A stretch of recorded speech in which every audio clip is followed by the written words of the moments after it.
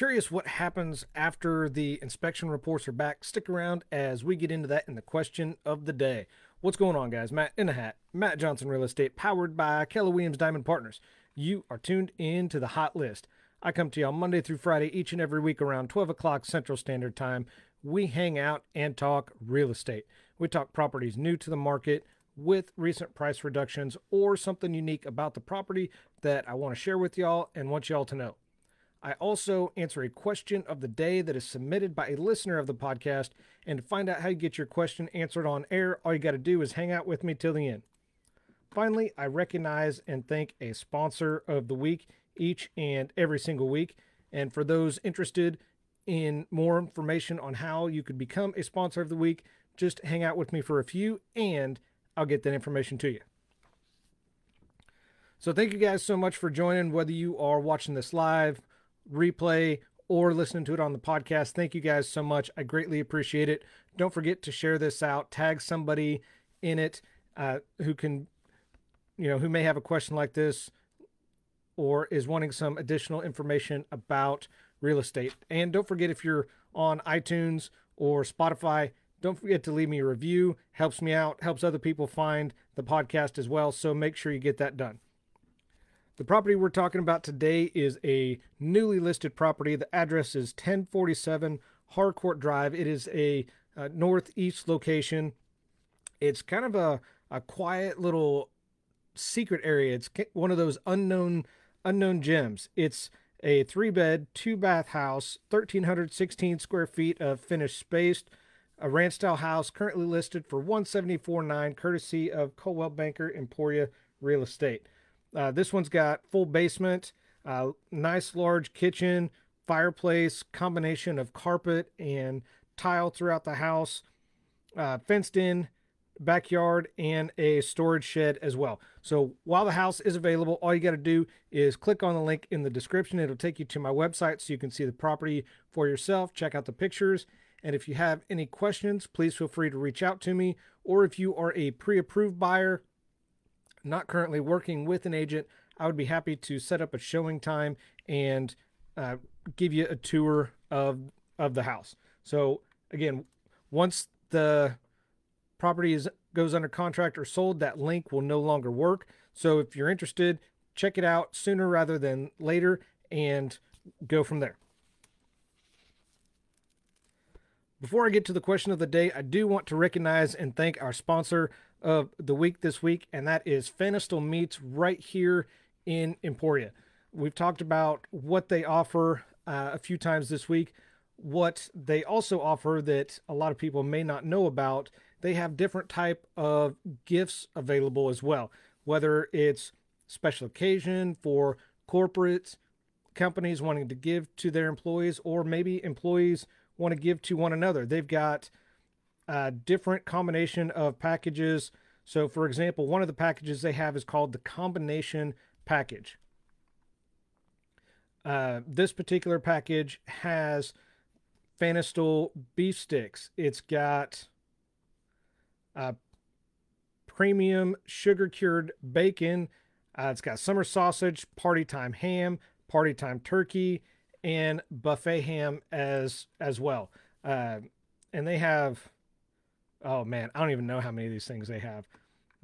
They have one called the Fanestil Meats Hot and Spicy box.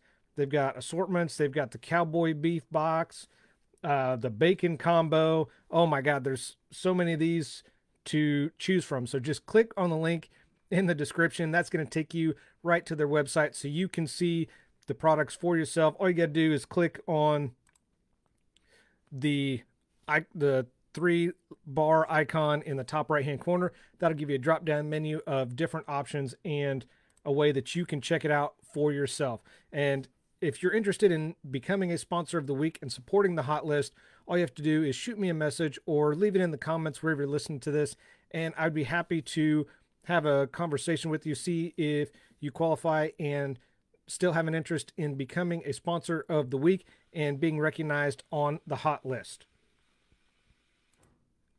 Which brings us to my favorite portion of the show, and that is the question of the day. The question of the day is submitted by a listener of the podcast. So if you guys have questions about real estate, unsure where to start, I would love the opportunity to answer the question for you and use it for content like I'm doing on this episode. I would love to be considered to be your real estate resource, just a general place to start and get you going from there. So, question of the day: what happens after inspections? That's kind of a broad statement. So what I took that to mean is either what happens next in the steps as far as negotiations go. And it shouldn't be a surprise to anybody that has bought or sold a home or follows the hot list on a regular basis that inspections are part of both the home buying and home selling process. The home inspector's job, whether you do a whole home inspection or whether you have individual contractors come out, their sole purpose is to locate potential problems and make sure everyone involved knows about the issues and what needs to be fixed. So what happens next? Who's responsible to fix the issues that have been discovered? The simple answer is, as with many items in real estate, it depends. So what we're going to talk about today are going to be 4 post-inspection need-to-knows. So number 1, gauging the severity. One major determining factor when problems or issues are found is how severe are the issues. If it's a major problem with the property, obviously that could potentially be a deal breaker for buyers, and depending on the location of the property, the problem may have to be addressed before the home could even be sold. Now, this is going to vary state to state because each state's going to have a different level of restrictions.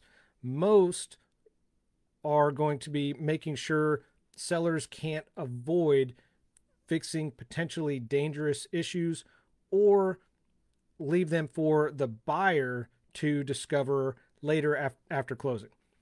Now, if the problem is not critical, not severe, many states require that whatever problems or issues are found in an inspection have to be disclosed. So that inspection could potentially stick with the property for upwards of 120 days. Now, the disclosure part can be a big deal because it may significantly affect how much buyers are willing to pay for a home. And that brings us to item number 2, loan program requirements. Now, just remember, repair and or disclosure requirements vary state to state. Just a disclaimer, so don't sue me. Now, however, loan program requirements may be different as well, especially if it's a FHA loan or has to do with the HUD program. Both have additional requirements when it comes to problems that are discovered from any type of inspections. Now, most of the programs have specific guidelines regarding the condition of the property, which may limit the buyer to purchase with that specific loan type.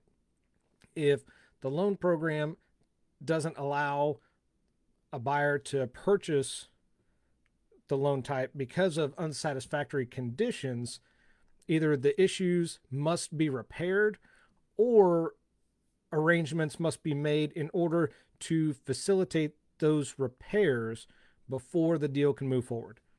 Also keep in mind that not all programs make allowances for some type of future repair, and in many cases, the repairs must be made in full, or the buyer would have to find a different lender. Maybe a different lender may not have the same requirements based on the loan type. It varies by lender, by state, so check with your lender.